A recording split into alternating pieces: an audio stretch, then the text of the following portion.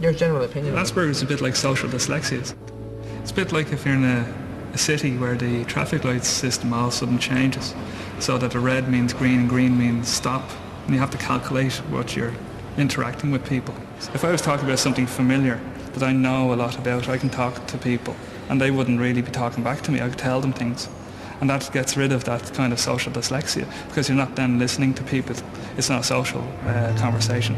Then you don't have to look at their body language or know if they're not interested in you. You don't have to do that. You just talk at people. Then all of a sudden you're just kind of dominating conversation. People with Asperger's syndrome are quite unique.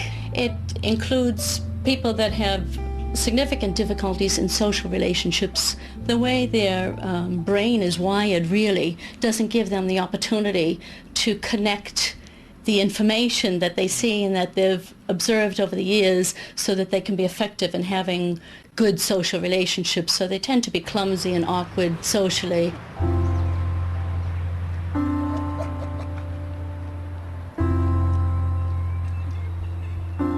Up to a few years ago, I didn't realise people had emotions.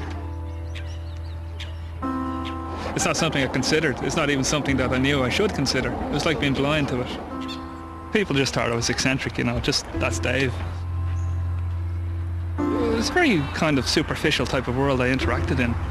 But when you think about it, the way chimpanzees are interacting in a group, they know when to offer help to others. If one chimp is injured, they probably give it a hug.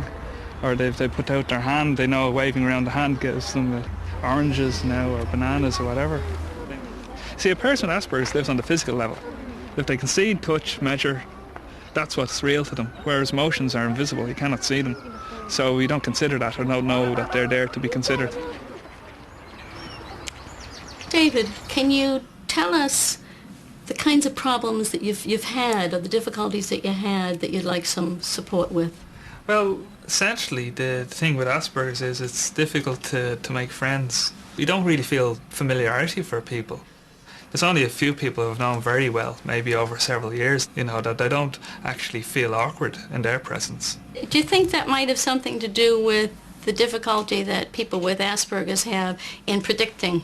Yeah. Kind of the need, you can't kind of read what's happening in the situation. That's exactly it. That's the theory of mind. So what happens is you don't have a model that you can actually put in your mind to predict what joke would make a person laugh or they would find offensive. You don't really know what the person is like. So I don't actually create a conversation that allows me to get to know people, I think. I just find a person and totally just download all information that I'd researched into them, tell them facts about what I found about. And did you assume they'd be interested? Yes, absolutely. When I first came to Trinity College, I assumed that everybody was just going to be like me. Are there any benefits? What's the positive sides of anything? Well, I wouldn't be here without Asperger's because of my passion for minerals and science.